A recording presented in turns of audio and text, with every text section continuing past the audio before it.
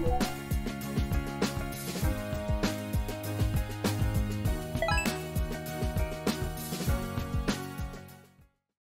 啊，身邊嘅梁校長啦，已經拍過一集啦。咁啊，我啊想即係講下古仔啊嘛。古仔係最能夠影響打動人嘅。你諗下，我哋開咪之前，你話咦有啲古仔想講喎，講一個先啦，係嘛？講個關於老師嘅古仔。好，梗係啦。或者咁講啦，老師翻工為咗啲咩咧？我以前都成日都問。我哋人工唔錯啦，即係有班學生成日都可以睇住佢啦。不過其實開心，咁但係咧開心咧，我哋嘅時間實在好長。我哋唔係話做1、2年老師，我哋每個同事一做就10年、20年。係啦，我37年啦。係啊，你一路做一路咧，好多嘢磨蝕嘅。我成日都同啲同事去分享，其實有啲乜嘢咁耐都仲可以推動緊我哋工作咧。有啲乜嘢咧？成功感，即係其實我覺得教書咧，即係其實都有陣時某個程度上都係需要好多成功感去支撐。咁我其實去到某啲位，我做咗10年、10幾年，去到有啲樽頸位，上唔到。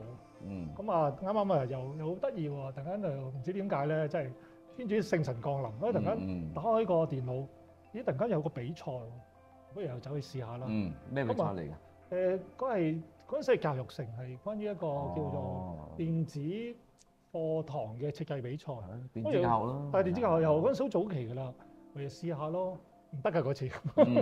但係又係。但係唔得都學到嘢㗎。但係嗰次又真係對我一個幾大嘅啟發。唔得話唔得。有冇成功感啊？即係輸咗唔係代表冇成功感㗎。係一路做咧。一勝一負，兵家常細。有好多反思，即係原來望翻轉頭。唔係喎，有啲嘢其實自己做得唔錯喎，有啲嘢做得唔係咁理想。成日我自己係讀電腦嘅，咁啊成日去電子學習咪自己嗰飯咯。不過點知真係唔得喎。收到個結果咧，我自己都呆一呆，唔係咁啊話。唔係話。係咯，冇理由嘅，冇理由嘅，都有料到嘅喎，冇理由唔得嘅喎。諗住一心都要掂㗎啦嚇。我又得意喎，我揸住份嘢出去問啲同事啦。喂，我咁樣樣喎，你俾啲意見我啦。咁啲同事睇完，OK，跟住問第二個，我又 OK。咁講真話㗎？咁㗎，但係佢冇興趣睇啊。呢度好謙卑喎，唔係忙主同事，你又係嘅，人哋咁忙係咪啊？不過你好謙卑喎。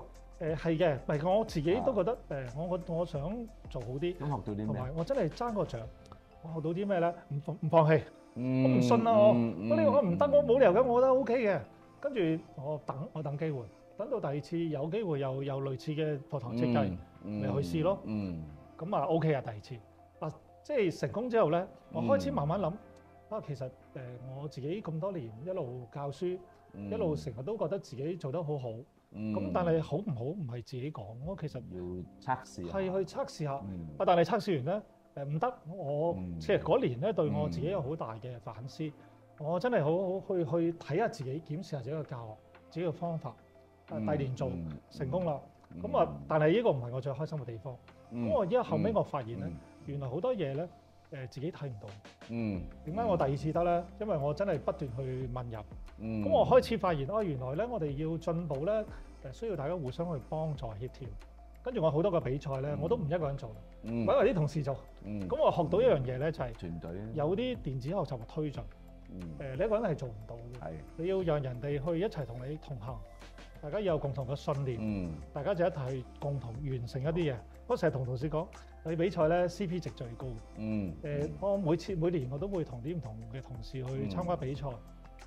我睇到好多同事嘅改變，都凝聚㗎嘛。係啊，凝聚啊，有個共同嘅目標啊嘛。係啊，我想總結下你啲成功啦。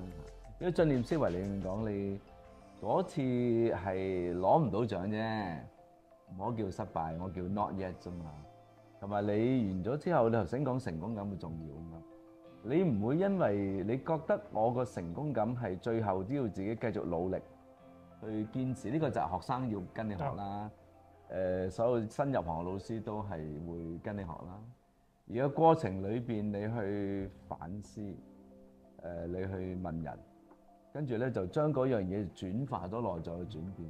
咁我攞到獎係開心啫，攞獎又唔係代表成功嘅。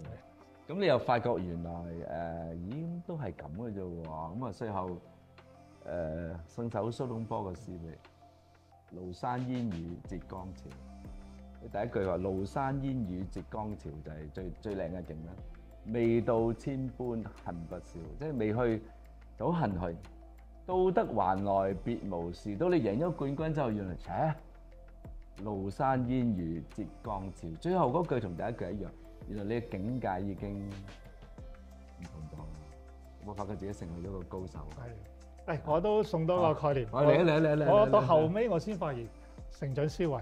即係你要贏，其實最簡單。我成日都同學生同同事講，你唔好放棄，唔好視失敗係一種挫折，其實係一種學習、一種成功嘅過程。